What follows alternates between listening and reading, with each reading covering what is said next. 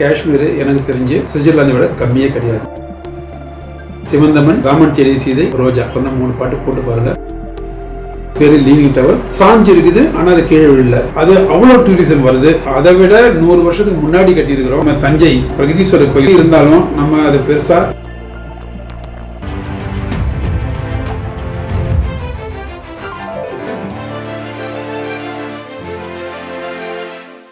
So நீங்க வந்து காஷ்மீர்ல சர்வ் பண்ணிருக்கீங்க ஃபியூ இயர்ஸ் சர்வீஸ்ல இருக்கும்போது.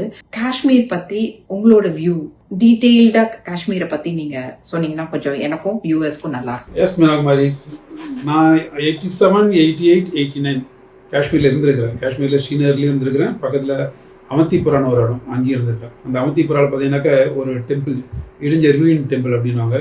இடிபாட்டோட இருக்கிற ஒரு அழிக்கப்பட்ட ஒரு இந்து கோயில் இருக்குது. அது பார்க்கும்போது ஃபுல்லாக கம்ப்ளீட்டாக டிமாலிஷ்டு. அது அப்படி இருக்கும்போது அந்த இடிபாடு பார்க்கும்போது அந்த கோயில் வந்துட்டு அவ்வளோ அழகாக இருக்கும். இப்போ நீங்கள் பிக்சரில் கூட பார்க்கலாம், கீழே அது வரும் இந்த வீடியோக்கு நடுவில். அவ்வளவு அழகாக இருக்கும். அந்த இடிபாடை பார்க்கும்போது அந்த கோயில் முழுமையாக இருக்கும்போது எந்த அளவுக்கு அழகாக இருந்திருக்கும் அப்படின்னு சொல்கிறதுக்கு வார்த்தையே கிடையாது. அவ்வளவு அழகாக இருக்கும். ஃபேன்டாஸ்டிக். காஷ்மீரை பற்றி இன்னும் பொதுவாக சொல்லணும் அப்படின்னாக்கா அது சொல்கிறதுக்கு உண்மையிலே வார்த்தை இல்லை. அதுதான் உண்மையான வார்த்தை. ஏன் அப்படி நான் சொல்கிறேன்னா, சுவிட்சர்லாந்து அப்படின்னு ஜனங்க சொல்கிறாங்க. நான் சுவிட்சர்லாந்து போயிருக்கிறேன். யுனைடெட் நேஷன்ஸில் டிப்ளாய்டாக இருக்கும்போது நான் சுவிட்சர்லாந்து போயிருக்கிறேன். காஷ்மீர்லேயும் நான் இருந்திருக்கிறேன். ஸோ சுவிட்சர்லாந்துக்கும் காஷ்மீருக்கும் கம்பேர் பண்ணும்போது சுவிட்சர்லாந்து காஷ்மீருக்கு பக்கத்தில் கூட நெருங்க முடியாது. என்ன இப்படி நீங்கள் சொல்கிறீங்களே அப்படின்னு நம்ம பேர் ஆச்சரியமாக பார்க்கலாம். யாரெல்லாம் காஷ்மீருக்கும் போய் சுவிட்சர்லாந்துக்கும் போயிருக்கீங்களோ அவங்கள போய் நீங்கள் கேட்டு பாருங்கள். அப்போ தான் அவங்க மனசில் கை வச்சு கேட்டு பாருங்கள் எது அழகுன்னு, அவங்க எது அழகுன்னு சொல்கிறாங்கன்னு சொல்லிட்டு. ஆனால் என்ன ஒன்று, வெஸ்டர்ன் கண்ட்ரீஸில் ஒரு நல்ல விஷயம் என்னன்னாக்கா அவங்க they know how to market. அவங்களோட மார்க்கெட்டிங் அந்த அளவுக்கு அவங்க ஹைப் பண்ணி பேசும்போது உலகத்தில் இருக்கிறவங்களாம் அதை பற்றி தெரியாதவங்க கூட அதை பற்றி இல்லாத கூட இருக்கிற மாதிரி காட்டுறதுனால அது பெரிய ஹைப் கிடைக்குது. அதனால டூரிசம் அங்கே செழிப்பாக இருக்குது. அவ்வளோ பேர் அங்கே டூரிஸ்ட் போகிறாங்க. ஸோ வெஸ்டர்ன் கண்ட்ரீஸை பொறுத்த வரைக்கும் எப்போயுமே அவங்க செய்கிற மார்க்கெட்டிங்னால தான் அந்த இடத்த அவங்க எப்படி சொல்கிறது, இருக்கிறத விட எல்லாத்தையும் ஒரு அழகாக காட்டுறது, இருக்கிறத விட வேல்யூ இன்னும் அதிகமாக கூட்டி காட்டுறது அப்படின்னு அவங்க பண்ணிக்கிட்டு இருக்கிறாங்க. அதர்வைஸ் இந்தியாவில் இருக்கிற எந்த ஒரு அழகான ஒரு இயற்கை பிரதேசமும் மற்ற நாட்டில் இருக்கிற இயற்கை பிரதேசத்தை விட கம்மிங்கிற பேச்சே கிடையாது. அதை நான் நிச்சயமாக அடித்து சொல்லுவேன். அவ்வளவு ஏன் காஷ்மீரோட அழகை என்ன சொல்ல போனால் நான் சொல்கிறேன் பாருங்கள். அந்த காலத்தில் வந்துட்டு சிவாஜி கணேசன் காஞ்சனா பாடின ஒரு பாட்டு சிவந்தமன் படத்தில், ஒரு ராஜா ராணியிடம் வெகு நாளாக ஆசை கொண்டான் அப்படின்னு ஒரு பாட்டு வரும். அது எல்பி ரெக்கார்டு, அதை டபுள் சைடில் ரெக்கார்டு போட்டு போகிறாங்க. அவ்வளோ பெரிய பாட்டு இது. அதில் வந்துட்டு சிவாஜி கணேசனும் காஞ்சனாவும் ஃபுல்லாக சுவிட்சர்லாந்தில் அதை ஷூட் பண்ணியிருப்பாங்க. பாரிஸ்லையும் சுவிட்சர்லாந்துலேயும் அதை ஷூட் பண்ணியிருப்பாங்க. அந்த பாட்டு சரியா, சிவந்தமனில் ஒரு ராஜா ராணியிடம் வெகு நாளாக ஆசை கொண்டான் அந்த பாட்டு. இங்கே ராமன் தேடி சீதை ஏறக்குறைய அதே காலகட்டத்தில் வந்து எம்ஜிஆரும் ஜெயலலிதா மேடமும் நடித்த அந்த சாங். அதில் பார்த்தீங்கன்னா திருவள்ளர் செல்வியோ நான் தேடிய தலைவியோ அப்படின்னு ஒரு பாட்டு. திருவள்ளர் செல்வியோ நான் தேடிய தலைவியோ.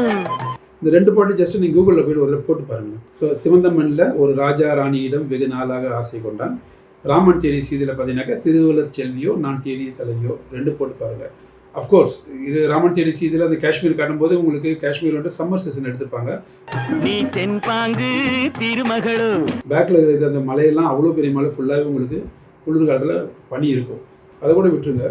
நீங்கள் அந்த படத்தில் சிவாஜி அழகா, காஞ்சனா அழகா, இல்லை இந்த ராமன் தேடி சீதையில் எம்ஜிஆர் அழகா, ஜெயலலிதா மேடம் அழகா அப்படின்லாம் நீங்கள் மறந்துடுங்க. நீங்கள் அந்த சீனரி பாருங்கள், சுவிட்சர்லாந்து காட்டும்போது இப்படின்னு சொல்லிட்டு நீங்கள் ராமன் தேடி சீதையில் அந்த காஷ்மீரை பாருங்கள். அதை கூட விடுங்க. லேட்டஸ்ட்டாக இப்போ ரோஜா படத்தில் நினச்சி பாருங்கள், ஒரு வெள்ளை மழை பொழிகிறது அப்படின்னு சொல்லிட்டு உன்னிமேனன் சார் பாட்டில் நம்ம வந்துட்டு அந்த காஷ்மீர் பார்க்கும்போது உண்மையிலே நம்ம ஜஸ்ட் வில் ஃபீல் இட். உண்மையிலே நம்ம காஷ்மீர் இருக்கிற மாதிரி நமக்கு அந்த ஃபீல் வரும். அந்த அளவு இருக்கும் ரோஜா படத்தில் காஷ்மீரை காட்டிருப்பாங்க அந்த அளவுக்கு. ஸோ எந்த விதத்துலேயும் காஷ்மீர் எனக்கு தெரிஞ்சு சுவிட்சர்லாந்தை விட கம்மியே கிடையாது. முடிஞ்சால் கூகுளில் போய் நீங்கள் இதை போட்டு பாருங்கள். சிவந்தமன், ராமன் தேடி சீதை, ரோஜா இந்த படத்தில் இந்த பாட்டு நான் சொன்ன 3 பாட்டு போட்டு பாருங்க. அப்போ நான் சொல்றது உங்களுக்கு புரியும். ஸோ ராமலிங்கம் என்ன சொல்றீங்க நீங்க? மார்க்கெட்டிங் தான் ரொம்ப இம்பார்ட்டன்ட். மார்க்கெட்டிங் ஸ்ட்ராட்டஜிஸ் தான் ரொம்ப இம்பார்ட்டன்ட் ஒரு ப்ராடக்ட் கிளிக் ஆகிறதுக்கு. அதே மாதிரி ஒரு கண்ட்ரிக்கு டூரிஸ்ட் உள்ள வரணும்னா ஸோ அந்த கண்ட்ரி வந்து ப்ராப்பரா மார்க்கெட்டிங் பண்ணணும்னு சொல்றீங்க. So I don't know I agree, but I also disagree with this, your point. மீனாகமே நீங்கள் அக்ரி பண்ணுங்க டிஸ்அக்ரி பண்ணுங்க, ஐ டோன்ட் மைண்ட். நான் உங்களுக்கு வேற ஒரு சின்ன எக்ஸாம்பிள் கொடுக்குறேன். எந்த அளவுக்கு மார்க்கெட்டிங் பண்ணுறதுனால ஒரு இடம் பர்டிகுலர் இடம் உங்களுக்கு அது அவ்வளோ ஃபேமஸ் ஆகுது வேர்ல்டு லெவலில் அப்படின்னு சொல்கிறேன். நம்ம தமிழில் படித்தோம் இல்லையா, சின்ன வயசில் படிக்கும்போது பைசா நகரத்து சாய் கோபுரம் இட்டாலியில் இருக்கு இல்லையா, இங்கிலீஷில் வந்துட்டு அது லீனிங் டவர் பீஸா அப்படின்வாங்க இல்லையா. அது என்னது ஆக்சுவலாக நினச்சி பார்த்துருக்கீங்களா? இப்போ அது என்னது? அது வந்துட்டு ஆக்சுவலாக ஒரு பெரிய ஒரு சர்ச்சு. அந்த சர்ச்சுக்கு பக்கத்தில் ஒரு மணிகூண்டு. அந்த மணிகூண்டை அவங்க கட்டுறாங்க. அது கட்டும்போது அது சாஞ்சிடுது. ஸோ இது ஆக்சுவலாக என்னது? இது ஒரு இன்ஜினியரிங் ஃபால்ட். அந்த டைமில் கட்டின இன்ஜினியருக்கு, சீஃப் இன்ஜினியருக்கு சாயிலோட ஸ்திரத்தன்மை என்னென்னு அவர் சரியாக டெஸ்ட் பண்ணல. கட்ட ஆரம்பிச்சிட்டாங்க, சாய ஆரம்பிச்சிச்சு. அவ்வளோதானே. நம்ம ஊராக இருந்தோம்னா உடனே அந்த இன்ஜினியரிங்க்கு உள்ளே போட்டிருப்போம், சப்ஸ்டாண்டர்டாக அவர் கன்ஸ்ட்ரக்ஷன் பண்ணார் அப்படின்ட்டு. ஆனால் அவங்க என்ன பண்ணாங்க, சாஞ்சிருச்சா இன்னும் எக்ஸ்ட்ரா சாயாமல் பார்த்துக்கலான்னு கொஞ்சம் அது முட்டுக்கட்டிலாம் கொடுத்து வச்சுட்டு உலகம் ஃபுல்லாக தம்பட்டு அடிச்சிட்டாங்க. எங்கள் ஊரில் பாருங்கள், ஒரு இவ்வளோ பெரிய லீனிங் டவர் இருக்குது, அது பேர் லீனிங் டவர். சாஞ்சு இருக்குது, ஆனால் அது கீழே விழல அப்படின்னு அதை அவங்க மார்க்கெட்டிங் பண்ணாங்க. அதை பார்க்குறது எல்லாம் போயிருக்கிறாங்க. நானும் அங்கே பீஸா டவர் போயிருக்கிறேன். கீழே நீங்கள் அந்த ஃபோட்டோ பார்க்கலாம். நானும் அங்கே போயிருக்கிறேன். ஒரு சாதாரண ஒரு சர்ச்சு, அந்த சர்ச்சுக்கு பக்கத்தில் இது ஒரு மணிக்கூண்டு, அவ்வளோதான். அதுக்கு மேலே போகிறதுக்கு 5 யூரோ 10 யூரோ அப்படின்னு காசு வாங்குறாங்க. என்ன கொடுமை அது, நினச்சி பாருங்கள். இத்தனைக்கும் நம்ம தஞ்சாவூரில் இருக்கிற பெரிய கோயிலோட உயரம் 217 அடி. சொன்ன நம்புவீங்களா? அதுவும் இல்லாமல் இது 11ஆவது நூற்றாண்டில் கட்டப்பட்டது. ஸோ அது பைசா நகரத்து சாய் கோபுரம் 12ஆம் நூற்றாண்டில் தான் கட்டப்பட்டது. அதனுடைய ஹைட்டு வெறும் 183 தான். அதுவே தஞ்சை ராஜராஜ சோழனால் கட்டப்பட்ட தஞ்சை கோபுரம் பார்த்தீங்கன்னா அதை விட 100 வருஷம் முன்னாடி கட்டப்பட்டது. ஹைட்டுன்னு பார்த்தா 217 அடி உயரம். 11ஆவது நூற்றாண்டில் கட்டியிருக்கிறோம். ஸோ அதை விட 100 வருஷத்துக்கு முன்னாடி கட்டியிருக்கிறோம். அதை விட இது கோபுரம் உயரமும் கூட. அப்படி இருந்தாலும் நம்ம அதை பெருசாக யுனெஸ்கோ வந்துட்டு அதை அங்கீகரிச்சிருக்குது அப்படி இப்படின்னு சொல்கிற முடிஞ்சு அந்த மார்க்கெட்டிங் இன்னும் அந்த அளவுக்கு இல்லை அப்படின்னு நான் ஃபீல் பண்ணுறதுனால தான் இவ்வளோ பேர் யாரும் வரதில்லை.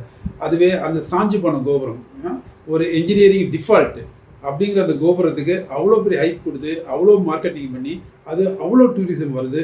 ஒரு டைமில் ஒரு காலகட்டத்தில் நான்லாம் சின்னதாக இருக்கும்போது படிக்கும்போது உலகத்தோட 7 அதிசயத்தில் அதுவும் ஒன்றா சொல்லிக்கிட்டு இருந்தாங்க. அந்தளவுக்கு கொடுமையான விஷயம்லாம் நடந்திருக்குது. So now you can imagine foreigners, western countries, how they are promoting their places. அப்படி ஒன்றும் இல்லாத இடிஞ்சு போன கோபுரத்தை, சாஞ்சு போன கோபுரத்தை கட்ட தெரியாத கட்டியிருக்கிறான் இன்ஜினியரு. அதை வந்துட்டு அவங்க பெருசுபடுத்தி பேசி அதை போய் உள்ளே பார்க்கறதுக்கு காசு வாங்கிட்டு அவங்க மார்க்கெட்டிங் பண்ணுறாங்க. அந்த அளவுக்கு நம்ம கண்ட்ரியில் பண்ணும் பட்சத்தில் நம்ம வந்துட்டு உலகத்தில் நம்மளோட நாட்டோட மதிப்பு இன்னும் எங்கேயோ போகும். அது அந்த வேலை ஓரளவுக்கு இப்போது நடந்துக்கிட்டு இருக்குது அப்படின்னு நான் பார்த்துக்கிட்டு இருக்கிறேன். அதனால தான் மீனாக்கு மாதிரி சொல்கிறேன். நான் காஷ்மீர் வந்துட்டு சுவிட்சர்லாந்தோட அழகை விட எந்த அளவுலையும் கம்மி கிடையாது. நீங்கள் எதில் நீங்கள் இடம் போட்டு பார்த்தாலும் Kashmir is for for for better then Switzerland. அதுதான் நான் அடித்து சொல்லுவேன். ஏன்னா அந்த 2 இடத்துக்கு நான் போயிருக்கிறேன்.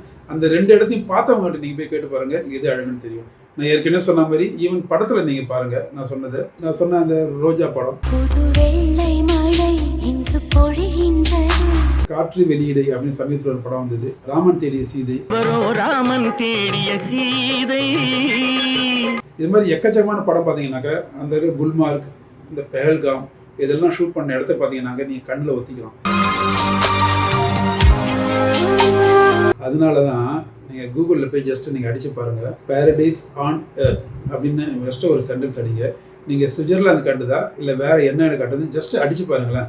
கூகுளில் போய்ட்டு பேரடைஸ் ஆன் எர்த் அப்படின்னு ஜஸ்ட்டு அடித்து பாருங்கள். அது சுவிட்சர்லாந்து காட்டாது, காஷ்மீர் தான் காட்டும். அதுதான் பியூட்டி.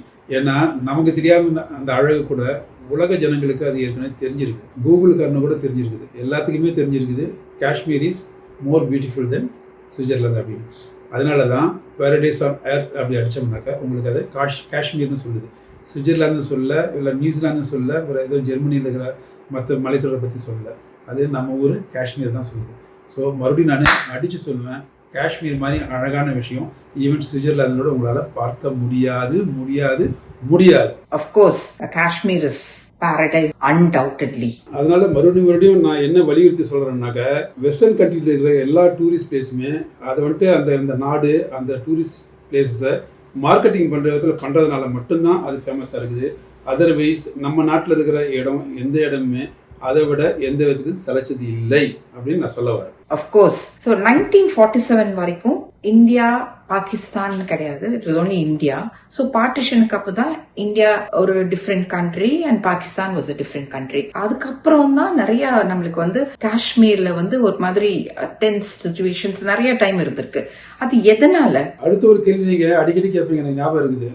எப்போ பார்த்தாலும் சைனாவும் பாகிஸ்தானும் காஷ்மீர் காஷ்மீர் காஷ்மீர் பின்னாடியே இருக்கிறாங்களே, அது ஏன் அப்படி அப்படின்னு கேட்டீங்க. இது வடிவேலு படத்தில் கேட்குற மாதிரி தான், அது என்ன இப்படி பொசுக்குன்னு கேட்டீங்களே அப்படின்னு தான் எனக்கு கேட்க தோணுது. ஏன்னா காஷ்மீருங்கிறது அங்கே இருக்கிற வளம் இல்லை செழிப்பு, சுற்றுலா தலங்கள், அதுலேருந்து வர வருமானம், இது எல்லாத்தையுமே நீங்கள் விட்டுருங்க. அதெல்லாம் இருக்குது, அதெல்லாம் கூட விட்டுருங்க. காஷ்மீர் அந்த இடம் பொசிஷன் பார்த்தீங்கன்னாக்க டோபோகிராஃபிக்கலி அது ஒரு ஹை ஆல்டிடியூடில் இருக்குது இல்லைங்களா? அப்படி இருக்கும் பட்சத்தில் மிலிட்டரி பாயிண்ட் ஆஃப் வியூ, இந்த ஸ்ட்ராட்டஜிக் பொசிஷன் அப்படின்னு பார்க்கும்போது காஷ்மீர் வந்து அவ்வளோ ஒரு நமக்கு அவ்வளோ அட்வான்டேஜ் பொசிஷனில் இருக்குது. இது நான் வேறு மாதிரி சொல்கிறேன். நீங்கள் மொட்டை மாடியில் நின்றுக்கிட்டு இருக்கிறீங்க, கீழே 4 பேர் போகிறாங்க. இந்த கீழே போகிற 4 பேர் தெருவிலேருந்து உங்கள் மேலே ஒரு 4 கல் எடுத்து கருங்கல் தூக்கி அடிக்கிறாங்க. நீங்கள் மாடியிலேருந்து அவங்க மேலே ஒரு 4 கல் தூக்கி அடிக்கிறீங்க. ஸோ கீழே இருந்து இவங்க அடித்த கல் உங்களுக்கு அதிக வலி கொடுக்குமா, இல்லை மேலேருந்து நீங்கள் அடித்த கல் அவங்களுக்கு அதிக வலி கொடுக்குமா அப்படின்னா நிச்சயமாக கீழே இருக்கிறவங்களுக்கு தான் பாதிப்பு அதிகமாக இருக்கும். ஸோ அது மாதிரி தான் எல்லா இடத்துலையுமே உங்களுக்கு ஒரு வாருன்னு வந்தாக்க, போருன்னு வந்தாக்க, எப்பயுமே யார் வந்துட்டு உயரமான இடத்துல இருக்கிறாங்களோ அவங்களுக்கு strategic point of view advantage அதிகம். அதனால தான் பார்த்தீங்கன்னா நம்ம செஞ்சி கோட்டை பார்க்குறீங்க, இல்லை பாகுபலி படத்தில் கூட பார்த்தீங்கன்னா உயரமான இடத்துல ராஜாவோட கோட்டை கட்டியிருப்பாங்க. அப்படி உயரமான இடத்துல கட்டுறதுனால என்ன ஒரு அட்வான்டேஜ்னா, தூரத்துலேருந்து எதிரி படை யாரும் என்ன வந்தாலும் அவங்க மூமெண்ட்டை நம்ம ஈஸியாக கணிக்கலாம். அது இல்லாமல் நம்ம ஒரு அம்பு விடுறதோ அந்த காலத்தில், இப்போ வந்துட்டு நம்ம ஒரு ஃபயர் பண்ணுறது, இல்லை ஒரு பேட்டில் டேங்க் வச்சு நம்ம குண்டு போடுறது, அப்படி நம்ம பண்ணும்போது நம்மளோட அட்வான்டேஜ் எப்பயுமே நமக்கு அதிகமாக உண்டு.